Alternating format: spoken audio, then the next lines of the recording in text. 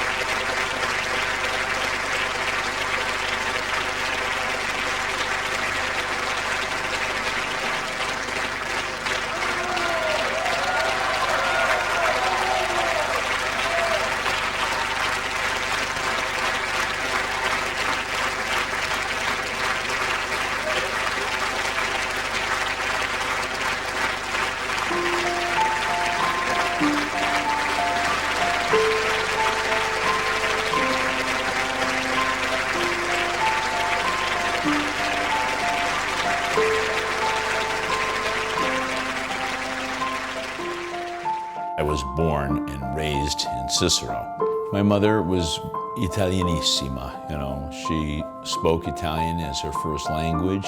Being raised in Chicago, she spoke perfect English, and she was so loving and affectionate and a really good mother.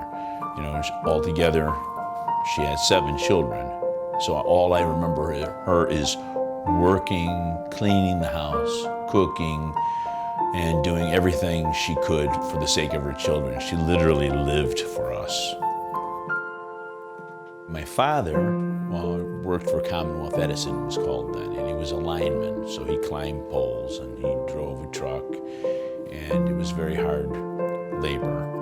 But my father, as a hobby, was a race car driver, and my mother was frightened to death of racing. She really didn't want my father to do it. She was afraid he'd get hurt or killed, for that matter. And so she couldn't bear to watch the race, and we would sit in the car, literally off the pit, and all we could hear was this sound, the roar of the engines racing by.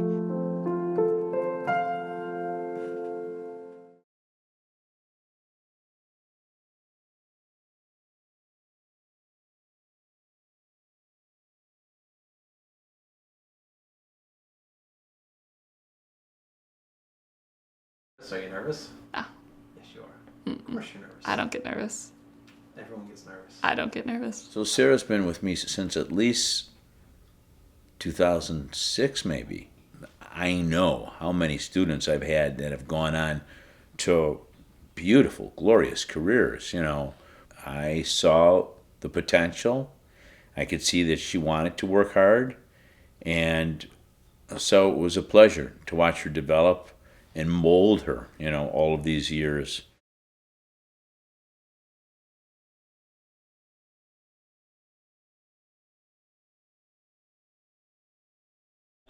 Hi. Wait, hold on. Don't worry. So I know. I was going to run. I was like, it was really bad. It's the one time that I can just really show who I am through what I'm dancing and be in the moment and that vulnerability. If you can't be yourself through dancing and show emotions, then it doesn't mean anything. If If you just think of dancing as just something you do and just go through the movements, then it has no point. You have to put your feelings into it. Because I was short, I was always in the front, because everyone else is like 5 feet and I'm like 3 feet tall. When I was 10, my dad saw the newspaper article for Ken's studio, so that's when I auditioned. I think I was like the only new person at the audition, and the rest had already been attending the studio. I didn't know what had happened to Ken. It's come as quite a surprise latterly. I mean, he has incredible strength of purpose, I would say, and it was obviously very important, and he found a way of doing it. My mother was just devoted to him. I think that she could see that Ken was able to carry on what she had learned from Balanchine, so that he was now the transmitter of everything she had learned. Now she could teach to her company, to her students, and in my mind, Ken, really sort of carries that torch.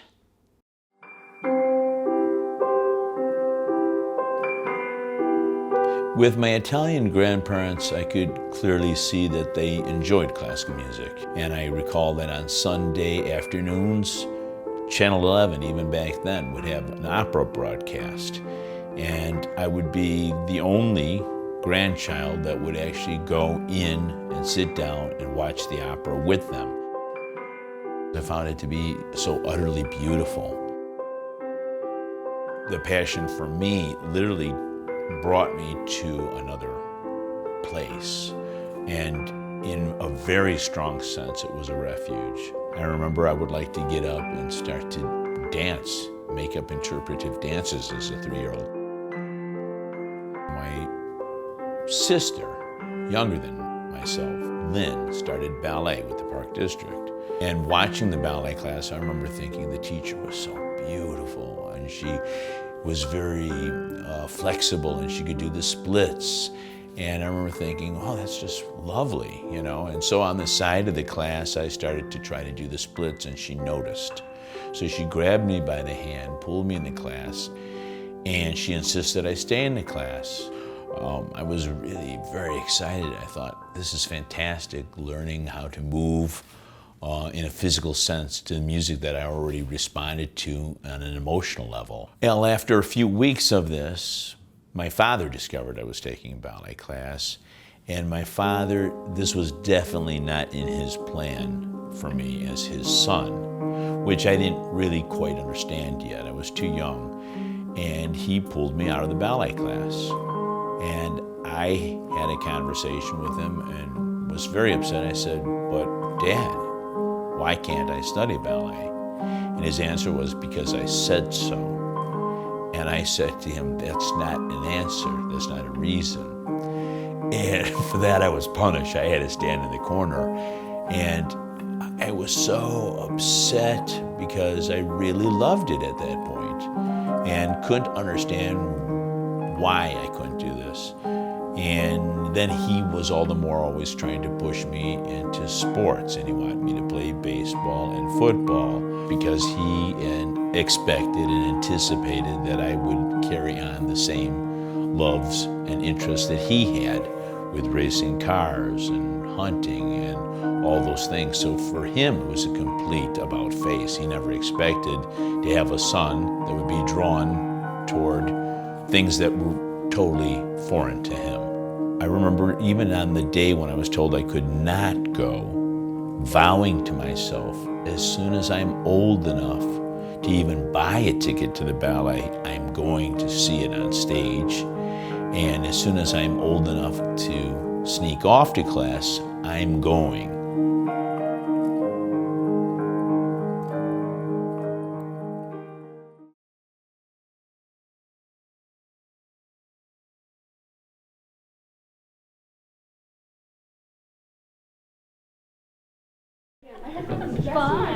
I saw the skirt that's in there. Want to show it? Well, there, you got in the way.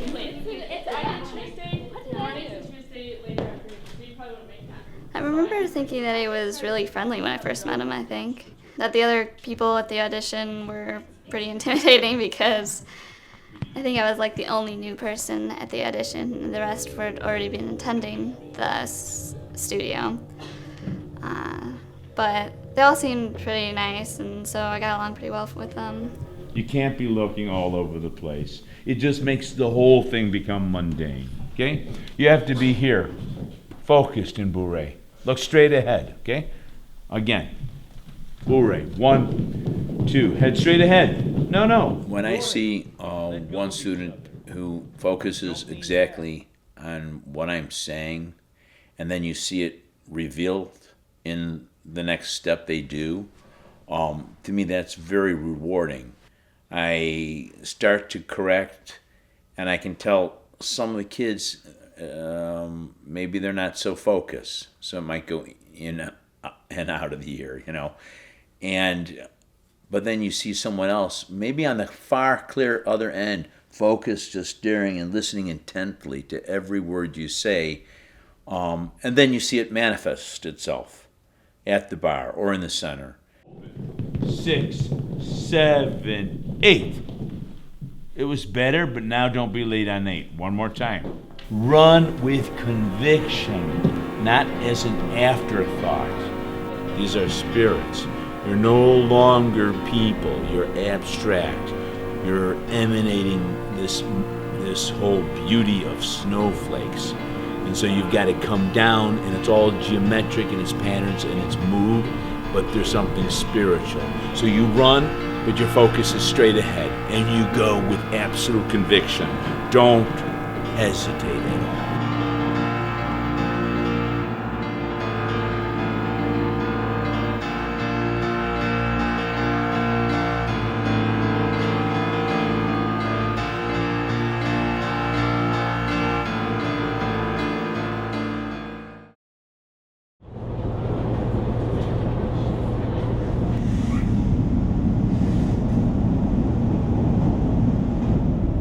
At York, I was introduced to the track team.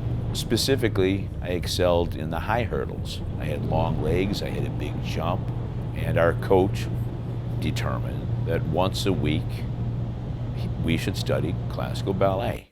And a man walks in, Edward Parrish, who had previously danced for the Marquis de Cuevas. And for me, of course, I was thrilled. I always wanted to study ballet. And he could plainly see that. He pulled me to the side and said, if you want, you can come to my studio on the northwest side of Chicago, which was quite a hike, and I'll give you scholarship. So I was thrilled, and I wound up quitting the track team to everybody's chagrin. I mean, the coach was furious. My father didn't understand, why did you quit the track team? Of course, I had to keep it a secret. I mean, I was scared to death. If my parents found out, I'd be in so much trouble. And I knew I was going through dangerous neighborhoods. And it was such a difficult long trip to finally arrive and get down there. Again.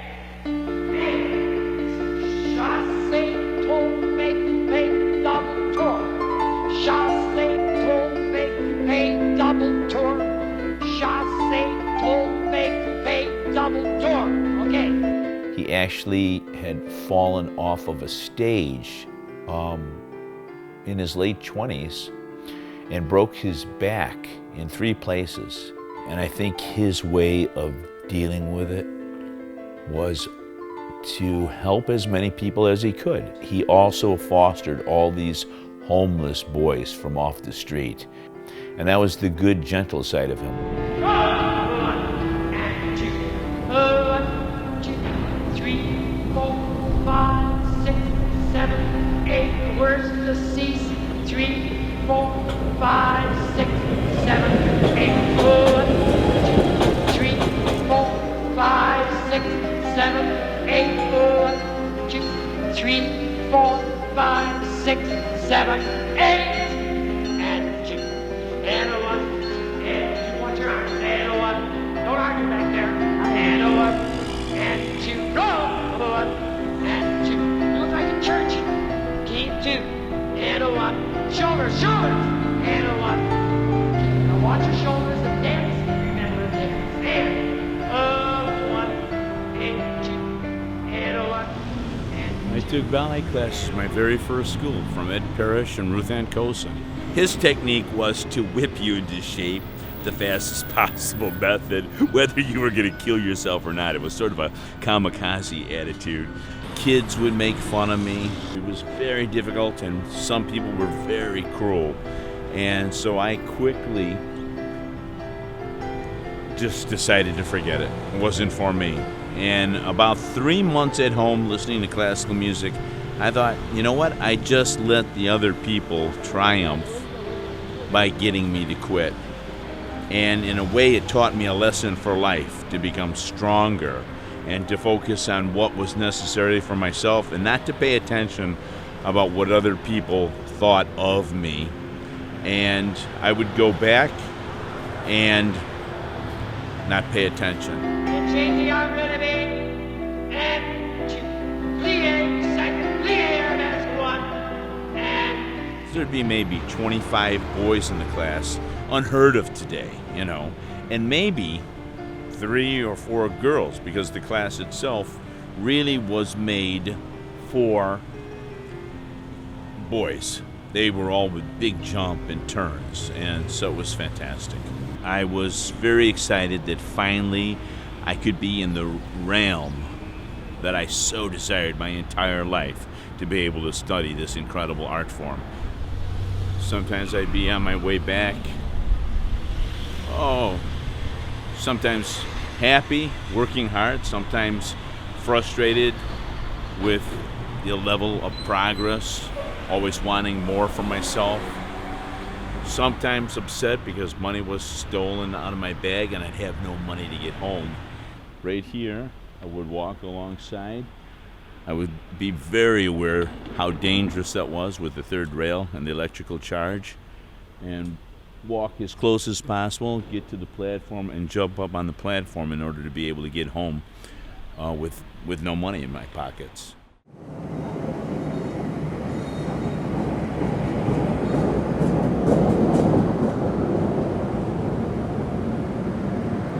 I have a very bad memory too on this line.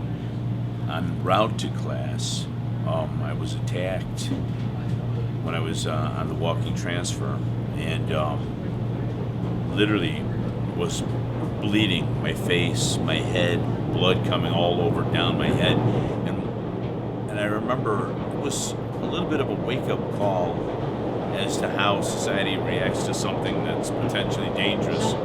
I got on the train and people moved away from me almost as if I had the plague. But I was desperate. I had to get to ballet class and at least get to somewhere where I could wash my wounds. That was a horrible journey.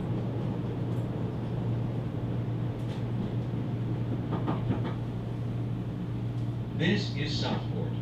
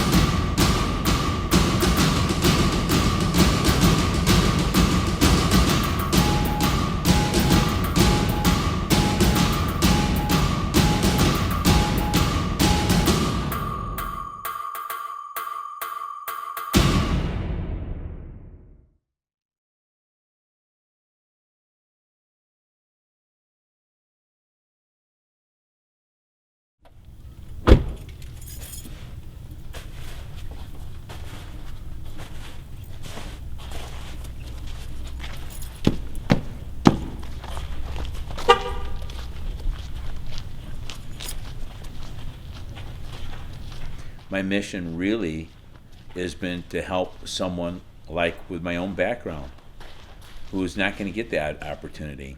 I think people don't realize that I gave up all these bigger, more lucrative careers. Hello. How's everybody? Hello, how are you? Fine, how are you? Good. Good. You look nice, Kat. Oh, thank you. Anna, that was good the way you spaced it out yesterday. Thanks. That was perfect. Oh, she did okay? Yeah, yeah. This is giving the kids a level that's not really part of the norm. And you know, I can't tell how many times parents don't realize that I've taken money out of my own pocket that I've made from choreographing an opera to help subsidize a production at the school for the kids. I'm going to ask Jeff to give this one note since I don't see Bueno. Jeff? Jeff?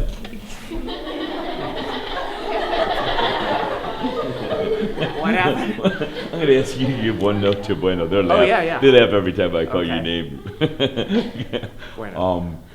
Tell him that in the minuet, on that fa-i en jeté out and fa-i en jeté, he still rushes the jeté out of the fa-i Okay. for him to listen more musically. Okay. You're right on it. Okay. So I figure you're a good Okay. person to tell him. Okay. All right. Okay, thanks. Okay, well, I'll see you all later. Mary. I had Natasha Krasovska, famous legendary former prima ballerina, and Alexander Bennett from the Royal Ballet literally said, do these people realize what you're giving them? Because this is such a fine ballet school. And but that's been my goal. You know, it has never been money. So when people tell me I don't know how to make money, I think, well, that's not my goal in the first place. 3,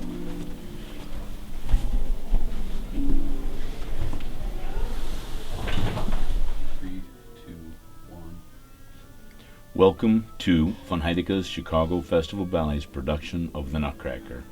As a courtesy to those around you, please turn off any pagers and cell phones. Additionally, flash photography is absolutely forbidden during the show. A flash can disorient the dancers performing and result in injury. Thank you and enjoy the performance.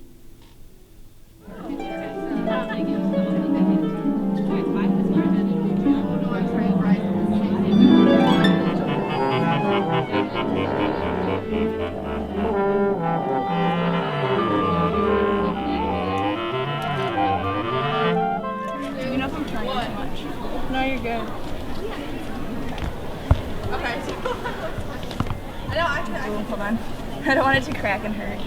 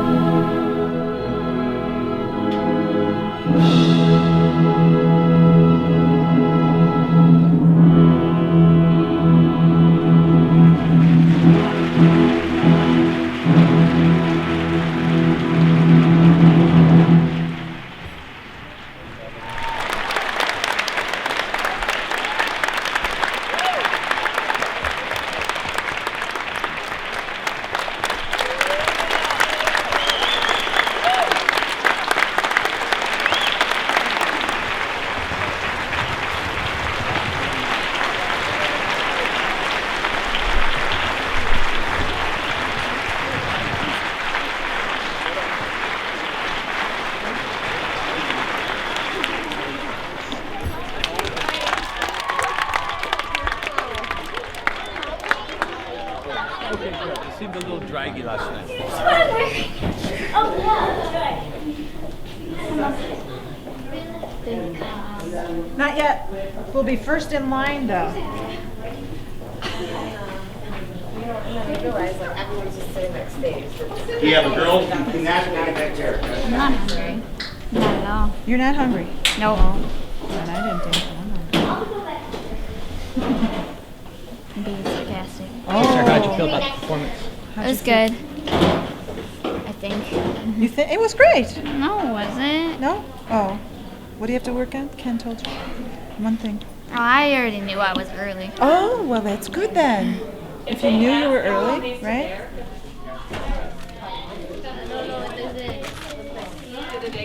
Hey, Rick, do you have a fork? No.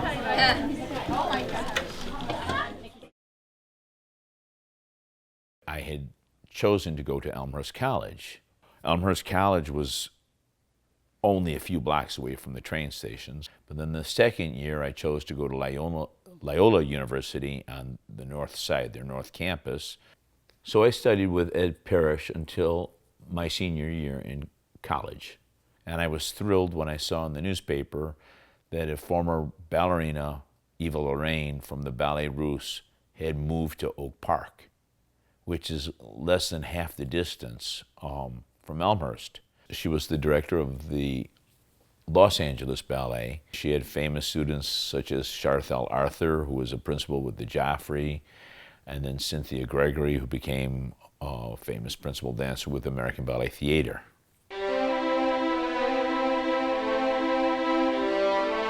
Besides teaching me pirouettes and turns and pas tiré, it was great because she would work with me on variations. I learned the bluebird pas de deux under her tutelage. And here was the studio right up here, above a little coffee shop called a Cozy Corner. The staircase was here that we went through, and I have many memories of dancing wickedly difficult classes. For a cute little old lady, she sure gave a class that was a killer. Eva Lorraine built up my confidence. She claimed that I was truly talented and that I would indeed be successful in the world of classical ballet. A long time ago. Oh, what is it? Boy or girl? Boy. Again? I remember you from Miss Lorraine. Is that what we used to call him? Right. Well, actually, Miss I just Lorraine. called her Eva Lorraine, and Oh, we her called her students Miss used to Lorraine. call her Madame Lorraine. Yeah. We always called her Miss Lorraine. Yeah. Uh-huh. That's great. Thank you very much. Just sitting here in the restaurant reminds me that entire era, Madame Lorraine. She pushed me so hard, and I remember during that period, that's when I really accelerated on all those very difficult virtuosic steps. So sitting here makes me reflect back on the hard work and the rewards from it. She told me you shouldn't be dating anybody. You need to simply concentrate on the love you have for this art form.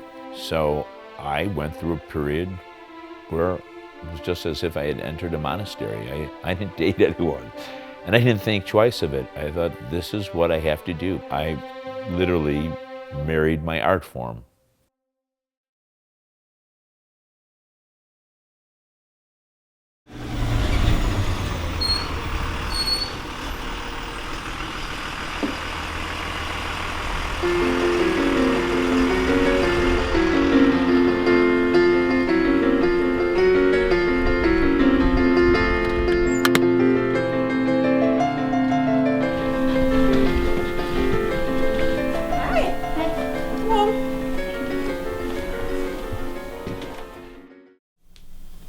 Did you get your yearbook today? Yeah. How is it? Good. Did you get a lot of signatures? I got a lot of teachers. I have a teacher page. Actually, I have 2 teacher pages. 2 teacher pages? Wow. Do you have any other pictures in here? No. What about Well, stuff for like clubs and stuff? What are your teachers writing about? Anything good? Oh my! Who's Miss Ashley? A student teacher? No, it's a aide. Oh, okay. That's an aide. Clearly, you're too smart for 7th grade. How about 8th? I guess we'll see you next year. On a minute. Oh,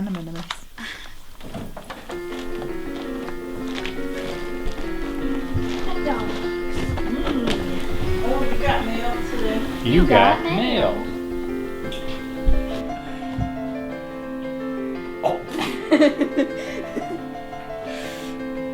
Weren't expecting that, were you?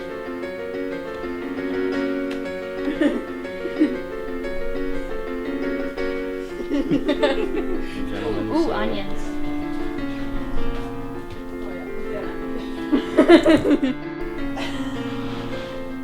You know what? I like the smell of onions.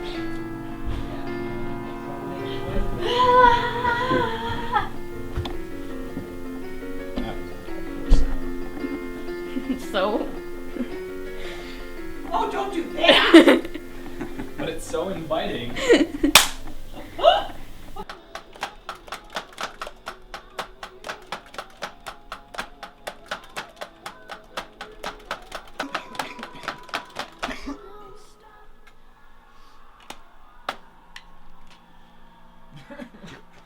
That was so corny, Chris. Do it again. Why would you do something corny again? It's my life. Oh, we were gonna play another song. Well.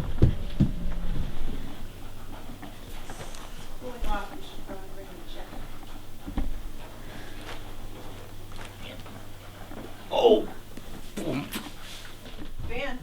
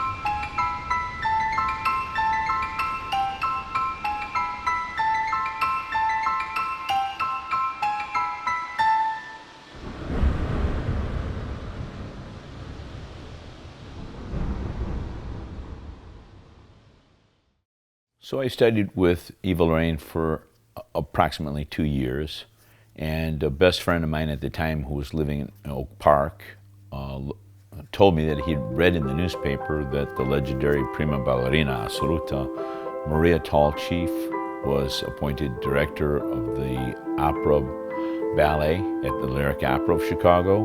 When she was 16, she performed at the Hollywood Bowl, both piano and ballet. She was half Osage, half Scots-Irish, dark brown hair, big brown eyes, very regal and elegant, and she ended up joining the Ballet Russe de Monte Carlo. There she met George Balanchine. That changed her life. They married, and they began the New York City Ballet together. She inspired him. She was the first Sugar Plum Fairy that he created on my mother. She was the first Black Swan. Many, many roles that Balanchine created for my mother.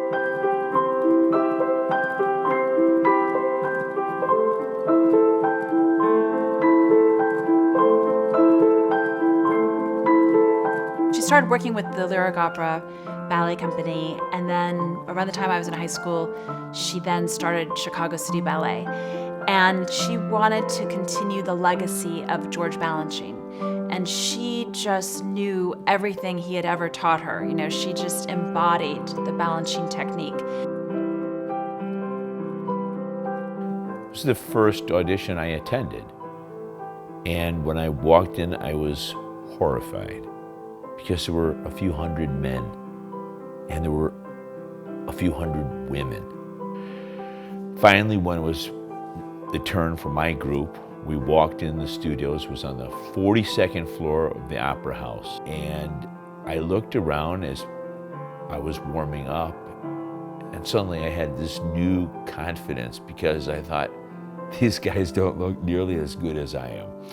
And I know that sounds arrogant, but I knew what I was capable of, and I knew how I was pushed technically from my two previous teachers. She entered the room, and I remember there was just a presence about her that almost gave you chills. You were spellbound just to have seen her in person.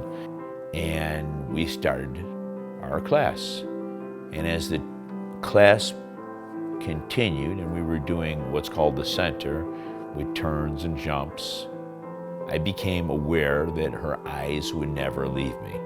Every time it was my turn amongst a group of maybe 15 men at a time, she wouldn't be watching anyone else but me. And at one point during the audition, I remember I was disappointed with a pirouette I had done, and I sort of got angry with myself and put my head down, and suddenly she turned and said the first words out of Maria's mouth to me was, she goes, "You must never look like you were upset with what you did. Remember, you are performing to the audience." And I remember thinking, wow, she's watching everything I do. When I left the audition, I knew that I had gained the eye of Maria Tallchief. I did not know that it was necessarily good enough for me to receive an invitation or for me to be possibly dancing for her. I went home that day, and it seemed like an eternity. Days, weeks. It was a really difficult period, waiting and waiting, because I wanted it so badly. And I mean, I knew already from experience in this world, just because you want it doesn't mean it's going to happen. And then suddenly there was an envelope from Lyric Opera of Chicago in the mailbox, and my mom said, "You got mail from the opera." And I remember I was afraid to open that envelope. And at first I had to read it twice because it didn't immediately tell me that I was accepted, even though I was. It didn't say congratulations. I kept looking at it thinking, well, what does this mean? It said, "We would like you to come and take class on a daily basis at the opera." And I thought, does that mean they're just still auditioning me, or does that mean that I'm in? And I realized, I guess that means they want me. And so it was like, a slow revelation for me. But at the same time, I realized as we were taking class, she was also training us further, stylistically, artistically, physically, on multiple planes, and she wanted to see whether or not we were able to attain and grasp what she was teaching. So in a sense, it was a trial, and it was not a given that we were in. But apparently, I passed. This was a part of history, to be dancing world premiere by Balanchine.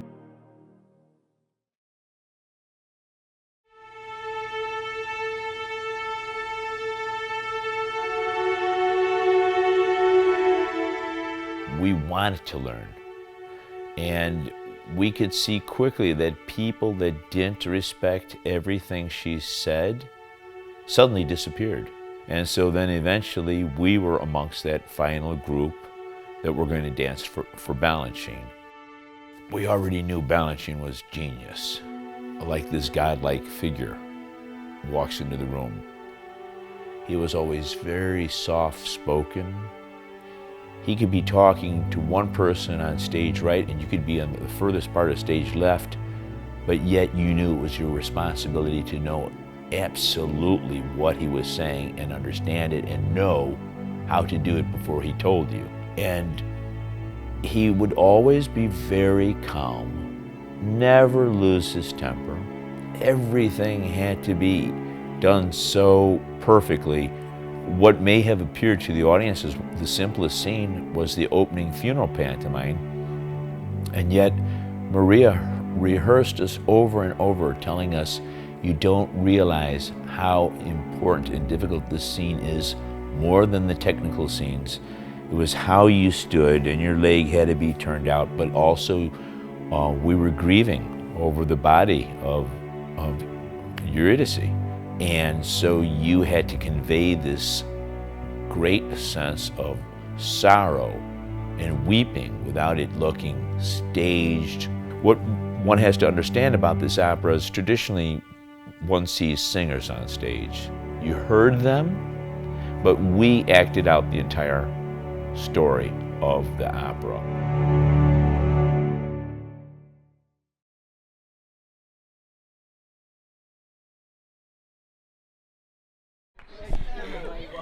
I'm glad he ain't started right here like he normally do.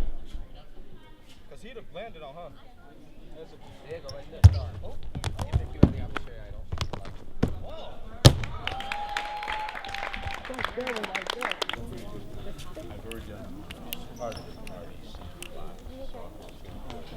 Clear the boxes. I want to be on the gray line downstage. And stop. Well, at least Emily and Ashley are filling in for Jacqueline. Yeah, I've seen Emily. Where's Ashley? Oh, she's still at school because something. I think she still has finals this week. Did you do your makeup by the way like Corinne showed it, or just like normal? Yeah, my mom actually bought like brushes today when I was at school. So.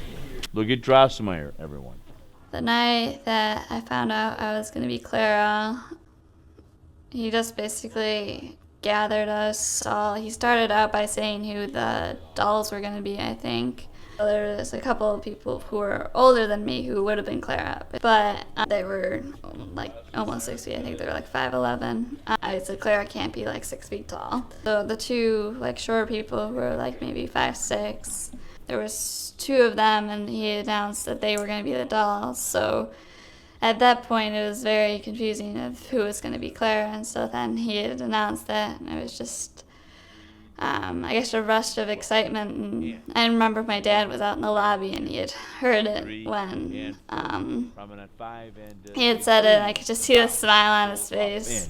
Bow curtsy deeper, girls, 2, and 3, and 4, and 5 head front downstage, and 7 downstage, 8, kneel. I was excited, but I was also thinking about what challenge Clara was going to be and how it was bigger than any of the other roles that I had tackled so far. And 3, and 4, and 5, and 6, and roll 7, balancez, piqué, up and plié, lift it, tombe, 1, pas de break, 4, side, beep, beep, beep, beep, beep. To do partnering and a lot more point work than I had previously done. So it was kind of, are my feet going to be strong enough, and will I be able to do everything that he wants me to in the role? My partner was really understanding of how young I was too, and helped me with a lot of the things that we had to do, and We got along really well for just basically not knowing each other until that year. Definitely trust your partner and not be angry with him. That's definitely a good thing to learn.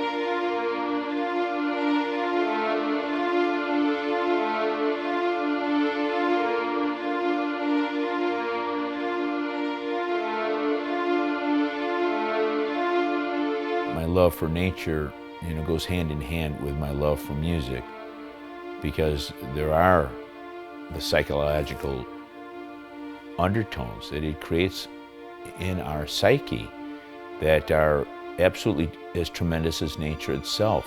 The very fact that music has such power over us, from one chord to the next, or the succession of them, there's something very spiritual going on within music itself. Back in those days, for me, I still wanted a form of escape away from the ballet world. From an early age, nature was always so important to me. Being surrounded by the incredible beauty of nature, the woods, the stars, the forest, the lakes. It was profoundly spiritual for me. This was my favorite spot. This is where I would come and sit down with my tape recorder and radio and sit on these rocks anywhere here, sometimes as close as possible to the water. Sometimes I change my angle over there, sit here playing my music. Such wonderful memories. To tell you the truth, growing up in grade school, kids made fun of me. If I listened to opera, I was the butt of their jokes. So I could come here, be in my own secluded world without anybody peering in, and completely escape and immerse into that beautiful world. When I was a dancer, I was a lot more daring. In those days, I'd go literally right here to the edge and execute a triple pirouette and be able to stop on the dime, or posé in arabesque and penché. I was so confident that I wouldn't fall. Now I look at it, I'm afraid to even walk on the ledge.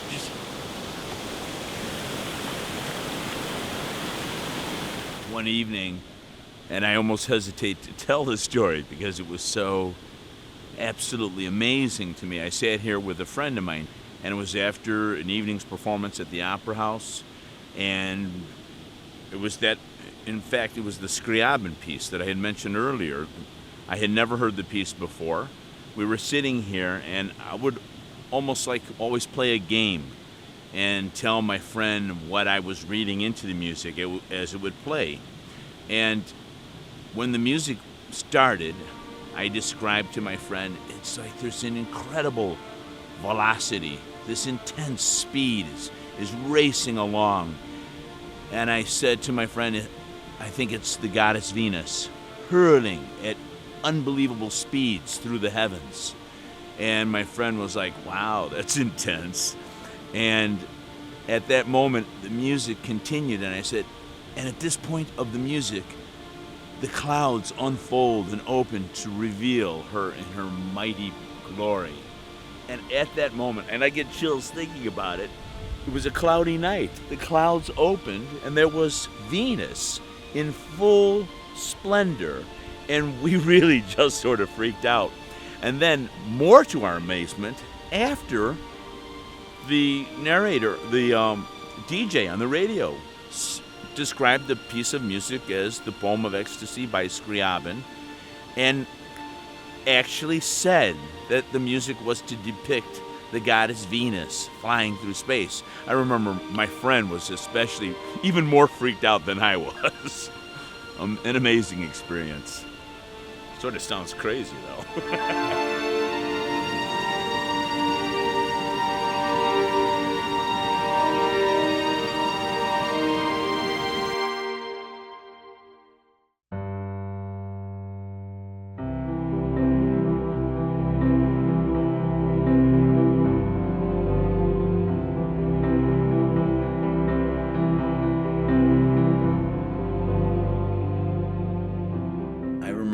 It was January, and it was cold winter outside, and I remember it was like the very first season that Paul Mejia, the husband of Suzanne Farrell at the time, they're no longer married to each other, and he was hired as co-artistic director to Maria Tallchief.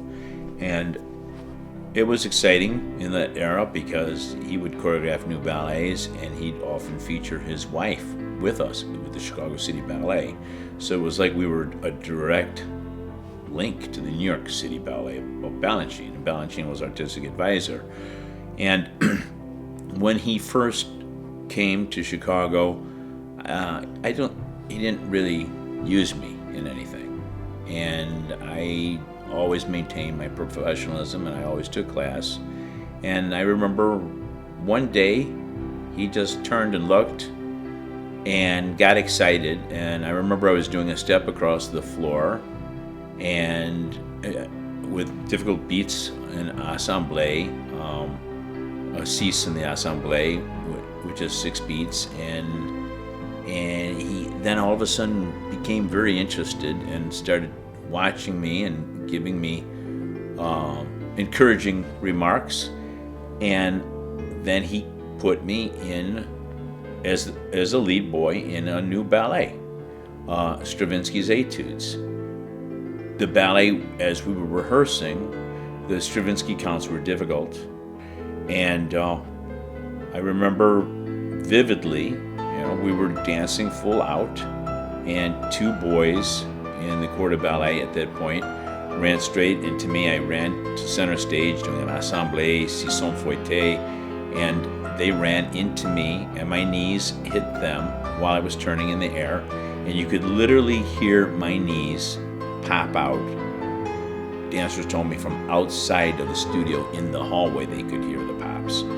I just remember I was speechless, because at that moment I knew my career is over. It just ended. I was 29, and as I sat there speechless, I looked at my knees, and I didn't even know knees could get so large. They both blew up the size of footballs. And I don't remember physical pain, because the mental anguish was so great. I thought everything I've done my whole life is just like now ended.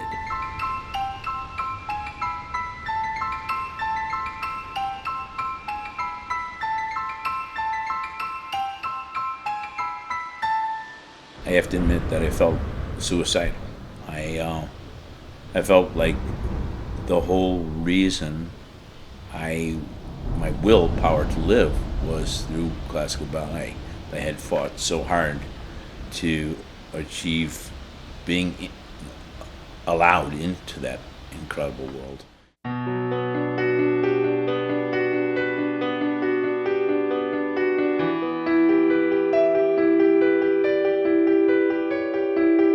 When something really bad happens to you, also I think people are afraid.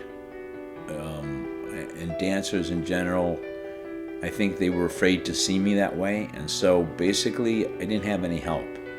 And my parents insisted that I go back home because they wanted to make sure I was being taken care of. And I finally then told myself, Ken, you didn't dance your whole life. And there's a lot of other things that are important to you, like nature and music, which is the reason you love dance. And you still have all those things, and you're not terminally ill. And you have your sight, and you have your hearing, and you can still appreciate all those incredible treasures. And so you need to stop being a baby and feeling sorry for yourself and move forward with your life. And that's what got me through it. Dr. Bates Noble, who was one of the team doctors of the Chicago Bulls and the Chicago White Sox, did my first 4 surgeries. And then it was later that Dr. Bach did 1 more surgery on each leg, making it a total of 6 knee surgeries. And then when I went just back to see him in October, because my knees are just disintegrating bone on bone, he just looked and shook his head and said, Ken, he goes, seriously, you are testimony to the power of the will, because we don't even know how you've managed to walk this long.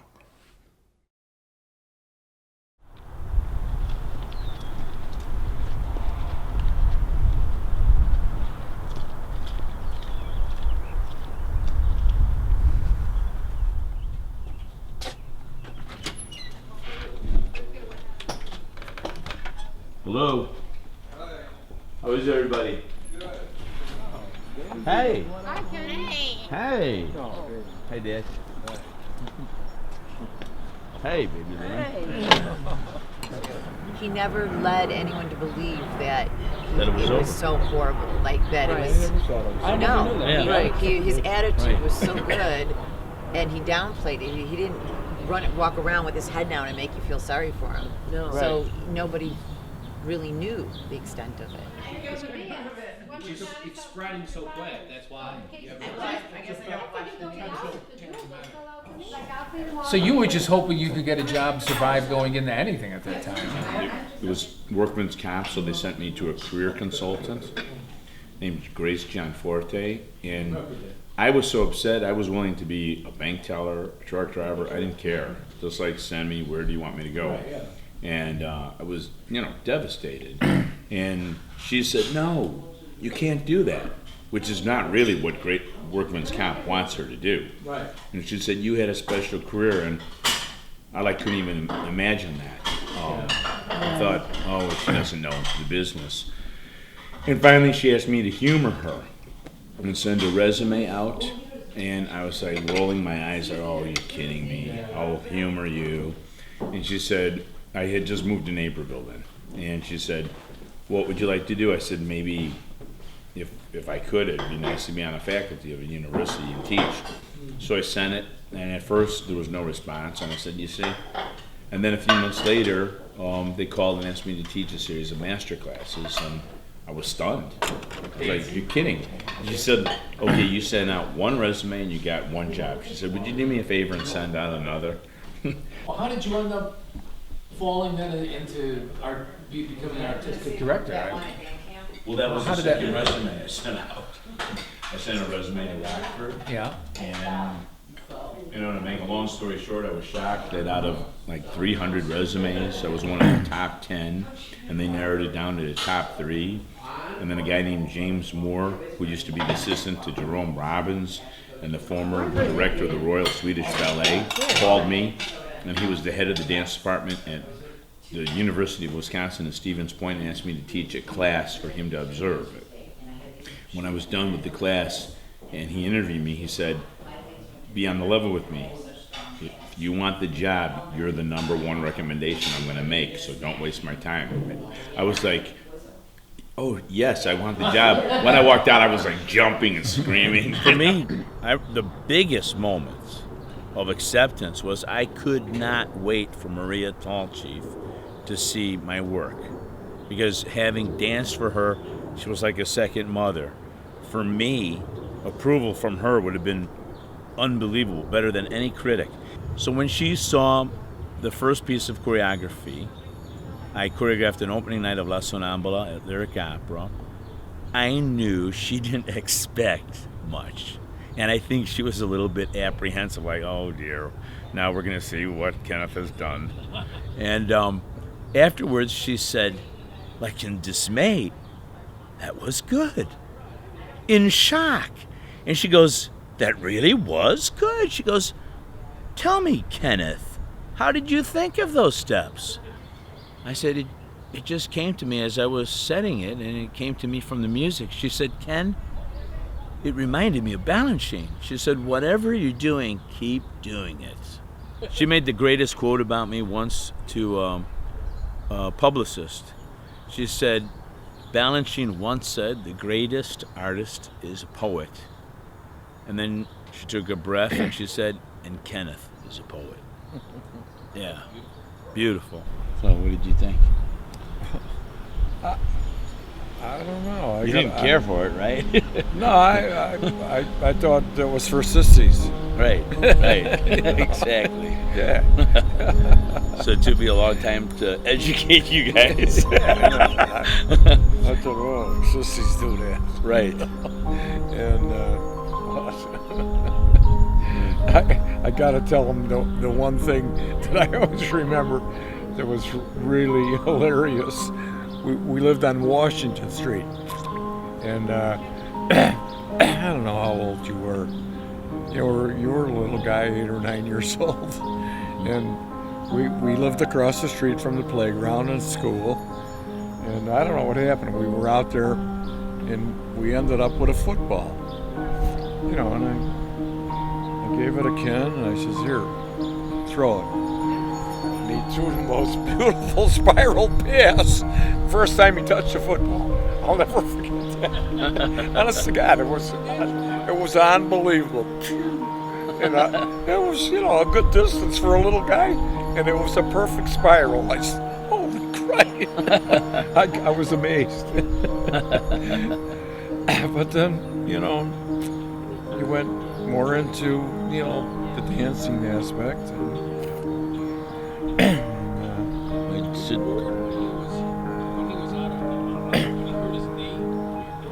Oh yeah, I was worried, sure.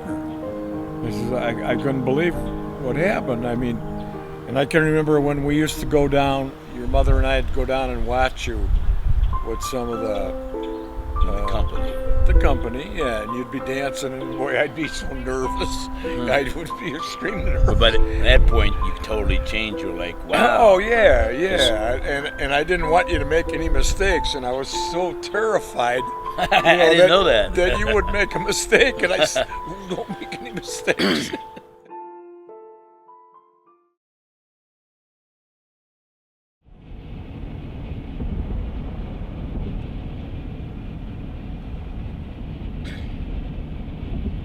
I'm really glad that they have a dance department now. I'm excited for them. I hope that now that it's a minor, that perhaps eventually it will expand and people can major in dance.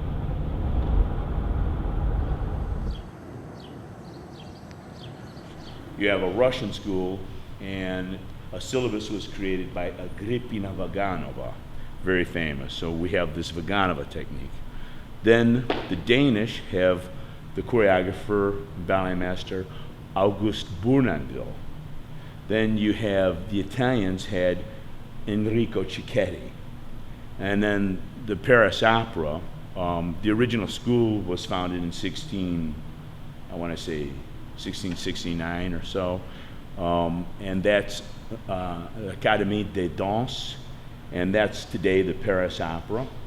And then you have Balanchine, who I was fortunate enough to learn from, and his wife, the prima ballerina Maria Tallchief, was of course married to him at one point.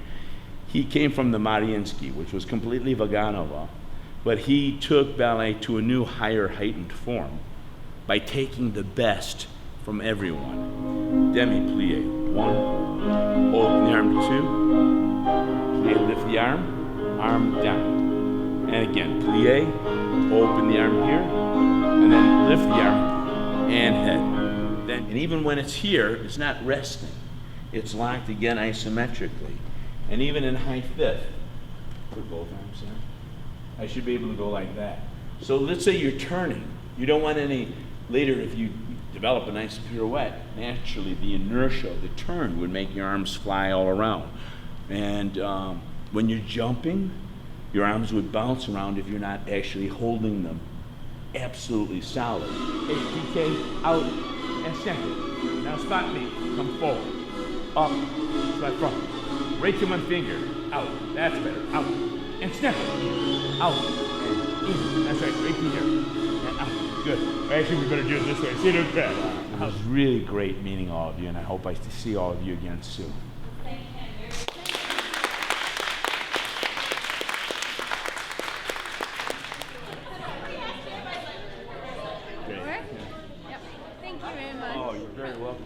Charlie. Hi.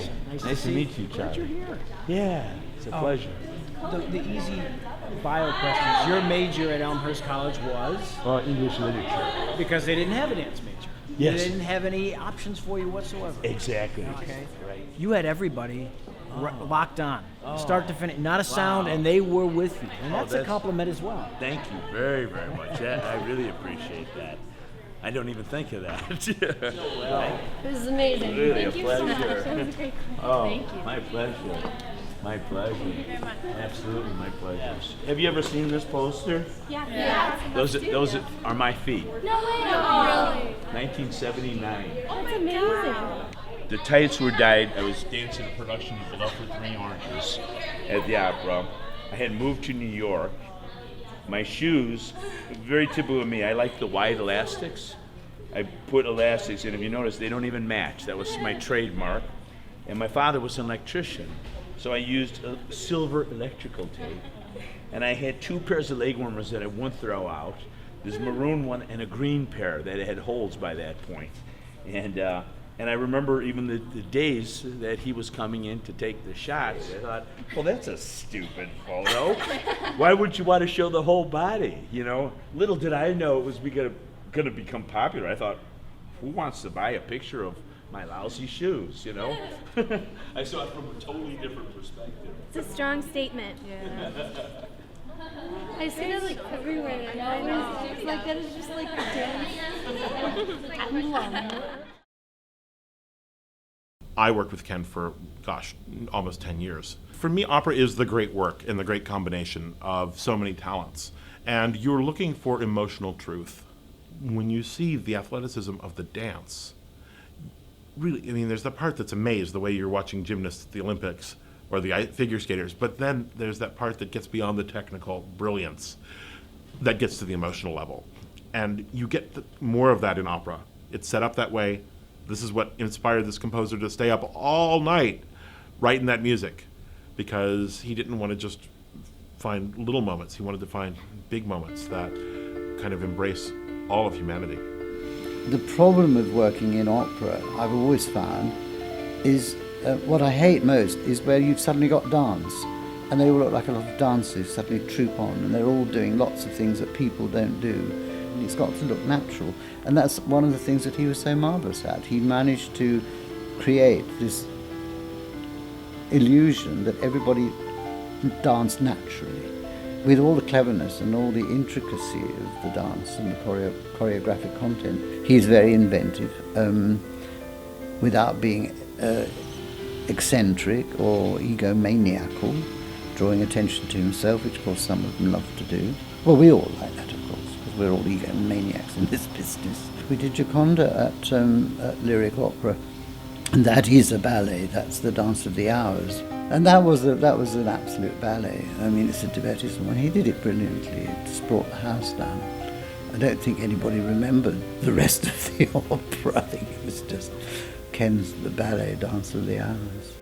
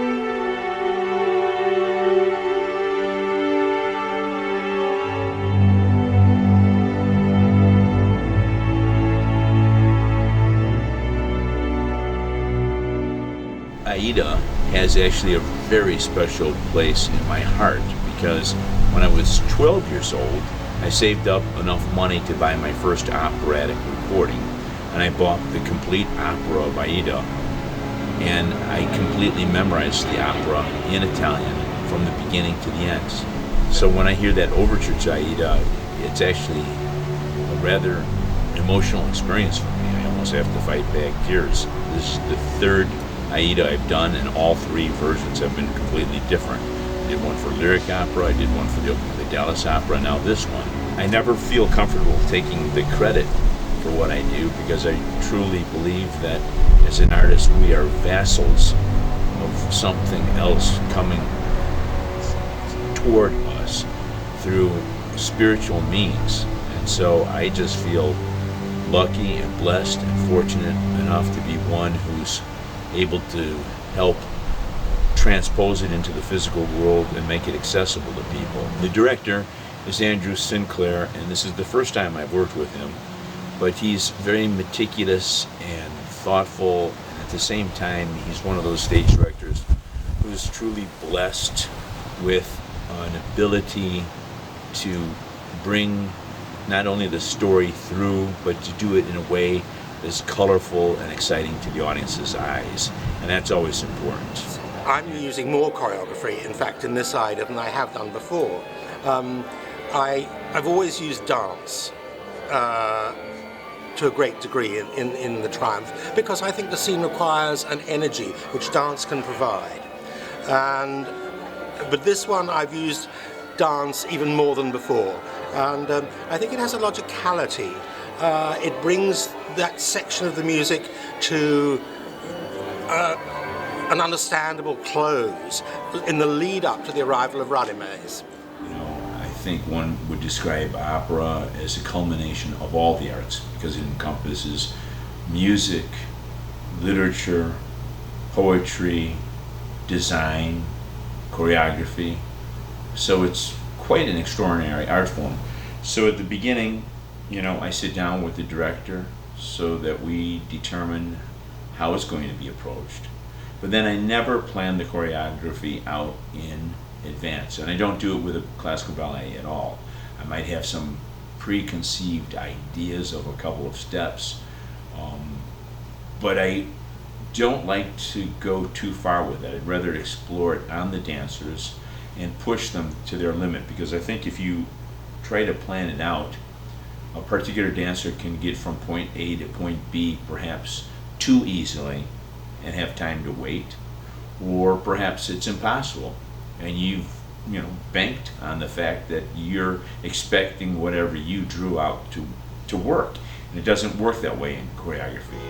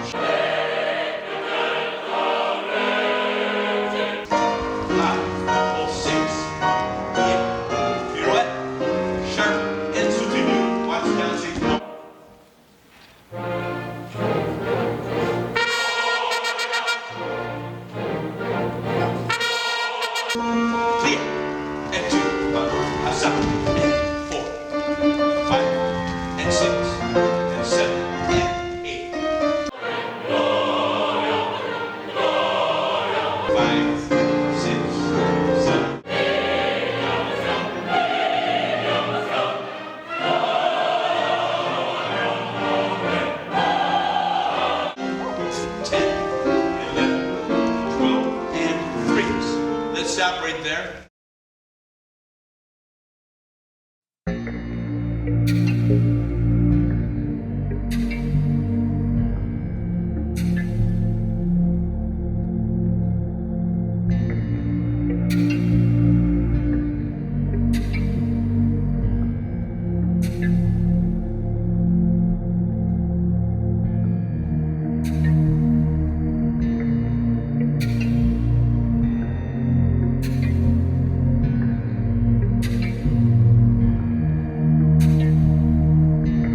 As anyone can imagine, it's been a very emotionally difficult week for me.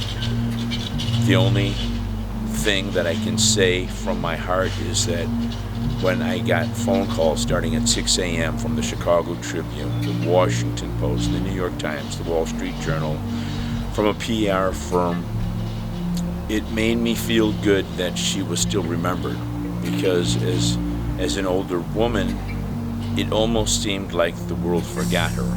I mean, yes, she's gotten the Kennedy Center Award once, she got the Presidential Award twice, and she's absolutely legendary, but, it seemed that today's world had forgotten her. So it felt wonderful to give her accolades of praise that she deserved that day. He was like her son. He really was amazing, and I'm gonna get teary-eyed. I'm just indebted to him and so grateful to him, because he really was, so incredible with my mom, and she adored him.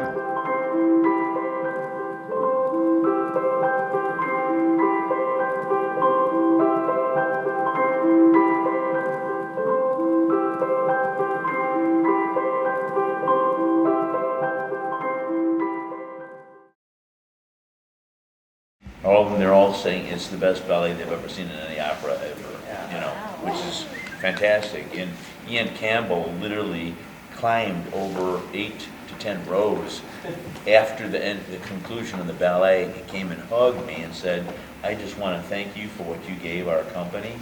He goes, "It's absolutely amazing." And he's not the type of guy that, you know, he expects it to be good, so he's not the type of guy that would go out of his way to do that. So I was really overwhelmed and so pleased with all of you. You guys look, I know it feels like insane, but it looks fabulous from the house.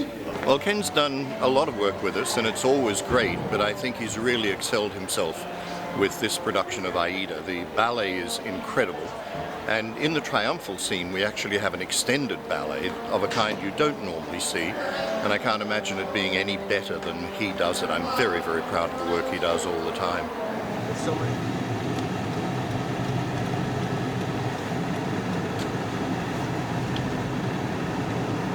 So tonight's opening night of Verdi's Aida at the San Diego Opera, and it's exciting because they have 16 dancers appearing in 3 ballet segments, and there's a big buzz at the theater that it's turned out spectacularly.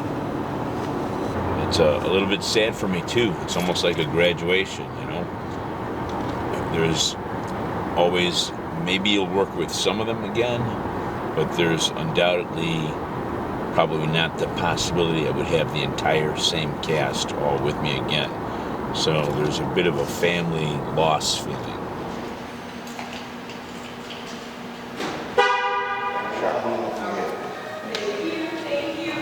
Hey, nice to see you. Good to see you.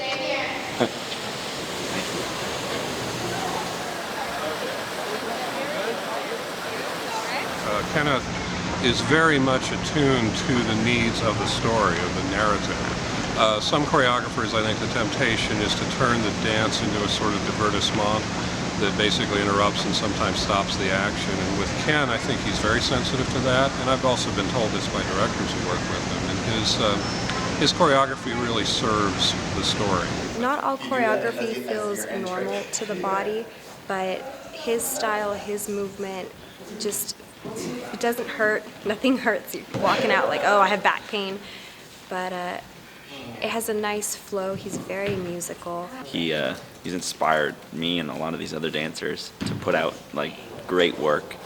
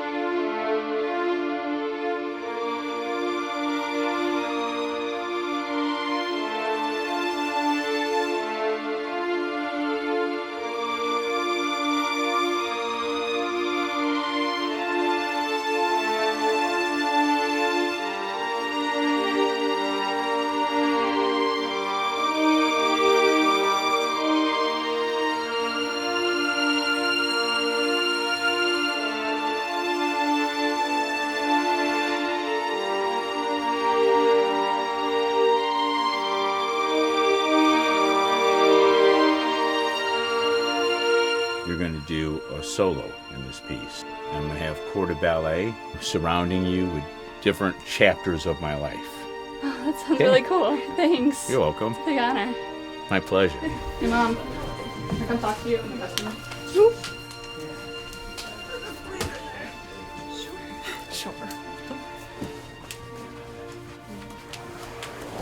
field. Doing lots? I'm cutting paper. Alright, so Ken just brought me back here and told me that the new piece is. Are you gonna cry? Go ahead.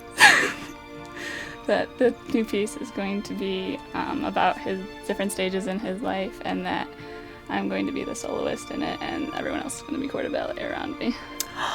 I'm so proud of you. Oh, you're sweaty. Really, Mom? Really? Yeah. I know that. I'm excited. Mm-hmm. Good. Me too. Yeah. And I'm proud.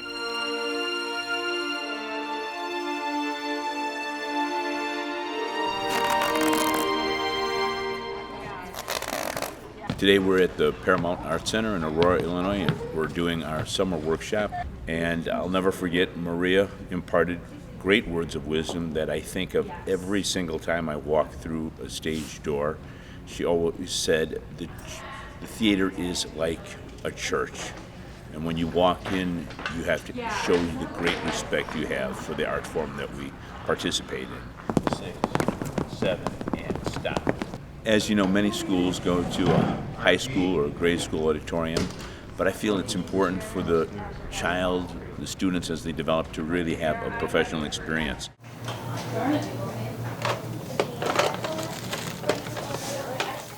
starting to get He spilled it again. That's right.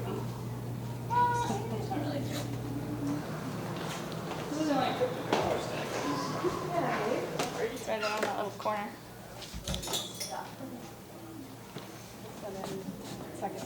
Yeah, I talked to him that day. Okay, go, because he's waiting. And Joe's got a note that he has to crank it up on that part.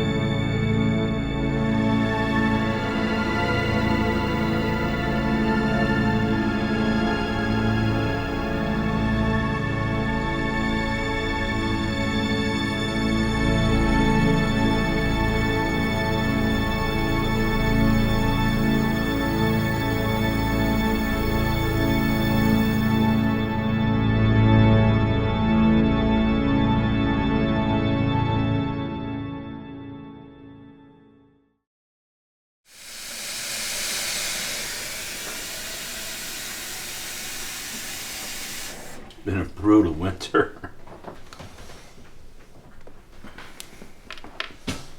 Even though I walked for the last, whatever it is, 32 years, I've been in a lot of pain. And the pain has gotten progressively worse. Everybody kept telling me you have to have it done. But I kept thinking, how? I'm always working. I have to do a contract. As an artist, you can't just say no. So I realized I just have to do it and get it out of the way no matter what. Because at this point, I'll be in a wheelchair if I don't. I think you can tell that they're messed up. That's all fluid. See that? This knee hyperextends backwards, and it'll go, I'm holding it. It'll go further than that. I should be on something more attractive, though, than rolled up pants.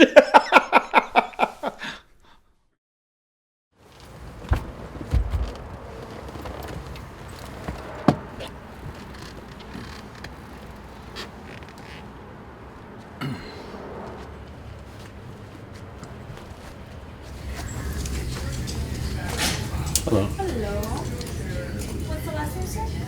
Von Heidecke, V as in Victor, O-N. Kenneth? Yes. You're gonna make a right, run 2 for me. Okay. So are you ready? Yep. All right, those are your pictures there. That's looking at you from the front, from the side. You see, I mean, it's supposed to be a huge space here. There really isn't a drop of cartilage left in there. I mean, I don't know how you feel on the other side, but the other side is not really all that much better. Right. Yeah, this side actually is starting to buckle backwards too, like a stork. Yeah, and it's you have what we call a windswept deformity, where this knee's bowing in and that knee's bowing out a little, so you kind of doing a little bit of this, which makes it pretty hard to walk and get around. So that's the rough plan of roughly what the replacement's going to look like for you. I'm looking forward to the surgery. I feel like a kid waiting for Christmas. I haven't heard of knee replacement being described as. Well, just to have knees, it's going to be great. I'm thinking about the outcome. That's the best way to stay focused on it. Exactly. But this is kind of what it looks like. We can take this off. This is the part for the femur. So you reshape the femur, and then that gets cemented on there. And then the same thing on the bottom part. You flatten that out, and then this piece gets cemented into place.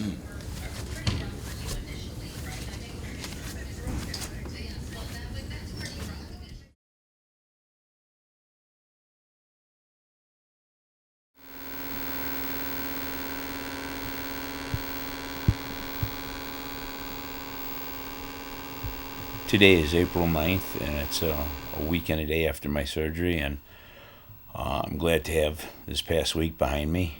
It was pretty painful. I know the surgery went well.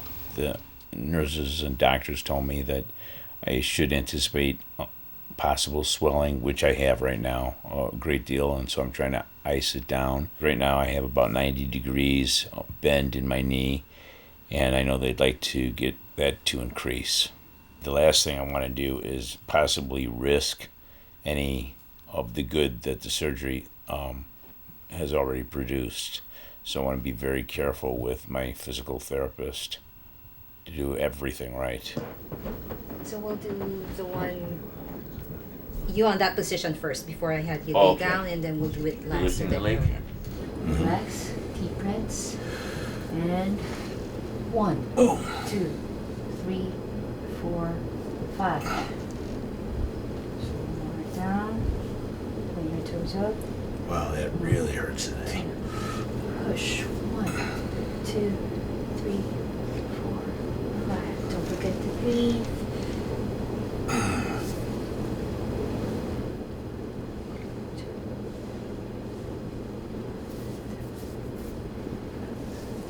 This is the worst of every day we've done it. It was bad the other days. This is even worse.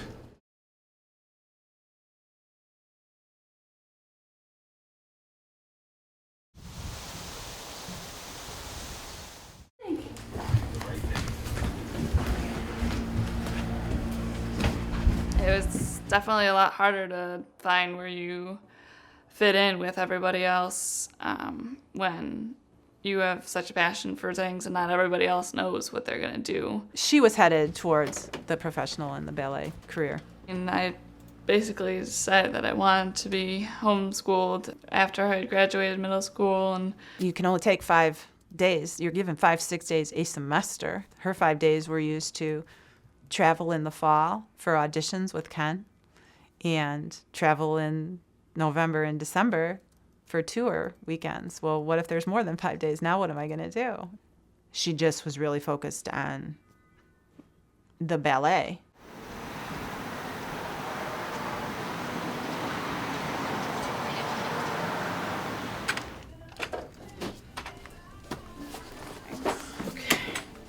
Do you have the, thanks. There you go. This is the 2-inch? Yeah. Actually, we don't have the 2-inch and the 11.5. One time I did.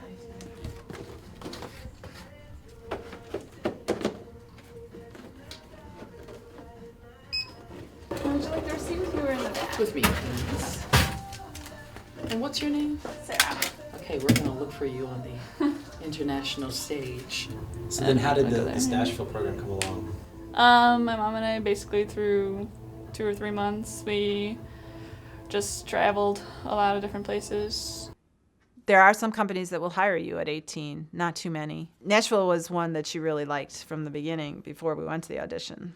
So then when we got the acceptance letter, it was between that and going to Ballet Austin, just because they both have second companies. But Nashville's letter was very specific on that she is being considered for Nashville Ballet too, so.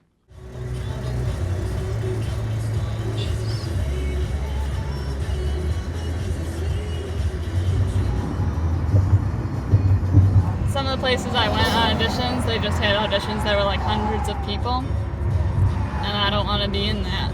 I like having my alone personal time or family time, but I'm not opposed to being with other people. I just don't like crowds that are fairly large. So what do you look most forward to in the road ahead? Not having to do school. Doing dance all the time. Should be in Chicago August 7th and 8th. Can't wait for that.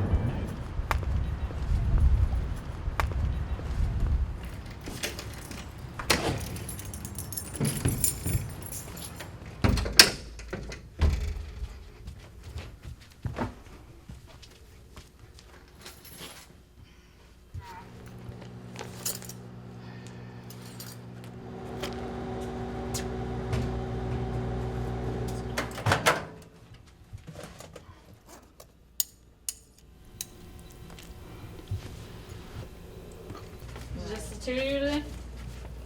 Yep. Just walking.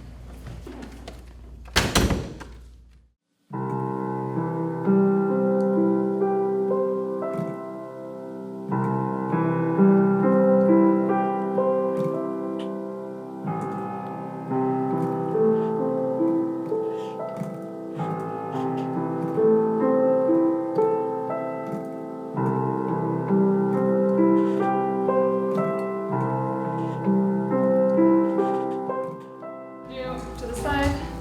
6, 7, 8. We'll do plie, sous-sus, coup de pied, and find your balance in first. Making sure.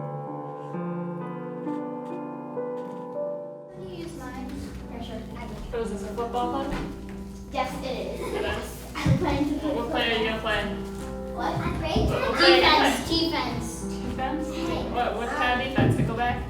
I'll be quarterback. Quarterback. There's no quarterback in defense. Oh. Time to do one.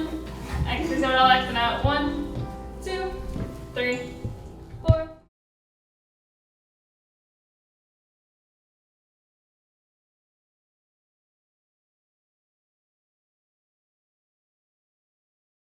So are you nervous? No. Yes, you are. Of course you're nervous. I don't get nervous. Everyone gets nervous. I don't get nervous. How come? I just don't. Ask my mom, she'll tell you the same thing. I see the future. She's worked really hard. So I'm ready for the next part. I'm ready to... What I tell people at the studios, what I'm most ready for is to buy a ticket and watch, because I haven't done that from the front. I know what she looks like in profile. So what if things don't work out in Nashville? I will figure out something else, I guess.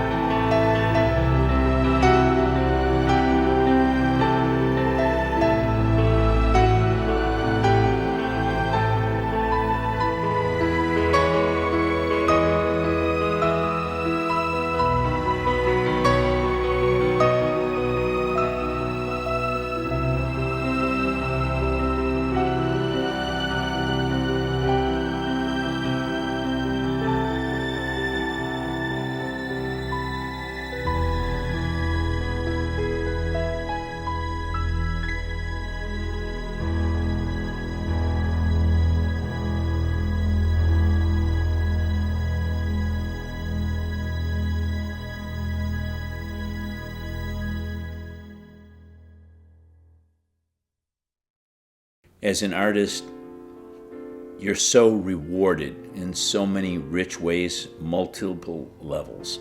When I go into the theater, like on an opening night, and that overture is playing, I always have to fight back tears.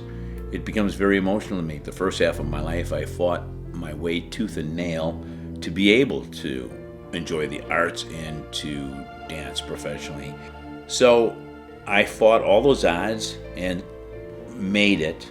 And so now, ironically, the second half of my journey has been compelled to help all those children that I see want it so badly that aren't going to get the encouragement. And when I teach, it's not just about the steps. I love to go into the history of the composer. I love to go into the history of the world during that era for them to sort of really visualize in their minds what they're truly studying, because it puts the whole art on a different level. We don't place a great deal of importance on the arts. Instead, right now, everybody's got to study a lot of math and a lot of business, and yes, those are all great skills, but I think the food for the soul is maybe even more important.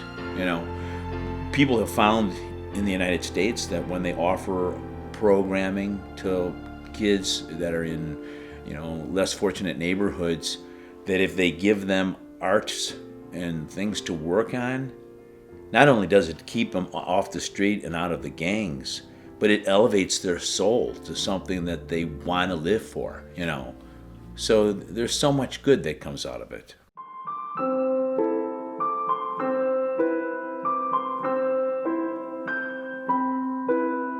They never got married and had children. I don't have that type of normal family life as we think of as family. But I can't really say, though, that I have regrets for not having children, because it obviously wasn't in my destiny. And I believe that everything is meant to be for a reason. And I did devote my life, to the art.